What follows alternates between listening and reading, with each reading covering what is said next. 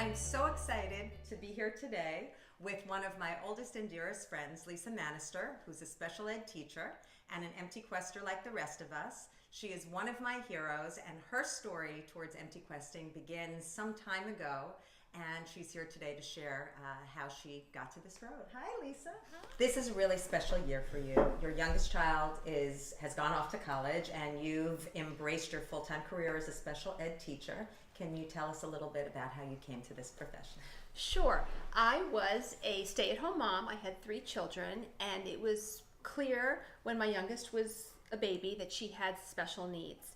When it was time for her to go to kindergarten, we realized that developmentally she was more or less a 2-year-old. And I thought, how do you send a 2-year-old to kindergarten? And so I went back to school. I took a class on inclusion, and subsequently, because inclusion is when students with special needs are fully integrated into the general ed classroom, and to figure out how this would work. And I fell in love with being back in school. And so I ended up getting my master's in special education. It took a while. I did it a couple of classes every semester or year, and never really did anything with it, except to help her. So everything I learned was really to help advocate for her.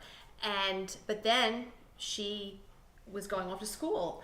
It's so great that you've taken the knowledge that you gained for your own daughter, and you're now helping more than 24 public school children with special needs in a school setting. The majority of the students that I work with come from low-income families, and the support that I give them, throughout the day is really, it's really crucial. It's crucial for all students, with disabilities to get a proper education.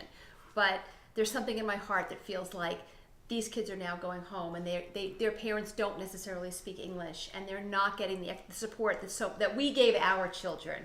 And so it means that much more. When I say that Lisa's my hero, I really do mean it, because her daughter, having the nurturing of both Lisa and her husband, was able to really thrive. And can you tell us a little bit about the program that she's in? Sure. So in the world of special education, there's something called self-determination, which is for all of us, really. But it basically means that you have hopes and dreams and a goal, and the idea that you want your children to fulfill those hopes and dreams and their goals. And so my daughter wanted to go to college like her brother and sister, and she is currently in a vocational and life skills program on the campus of a university in Boston, and it's a supportive program. She has a job 2 days a week, and then she goes to classes 3 days a week, and they provide all kinds of extra support for her. But she is living independently in Boston, and she goes to the dining hall, and she wears her college sweatshirt, and anyway, and so we're really, really proud of her. Yeah. I'm really, really proud of you. How are you doing being an empty quester, Lisa? Well, I watch your videos and I think, I should really be jetting off somewhere exciting and contacting that travel agent that was on and making great plans. But unfortunately, I only have the summers available. I'm looking forward to the summer. How does it feel to have an empty household? It's an interesting stage of life, and I think everybody should embrace it.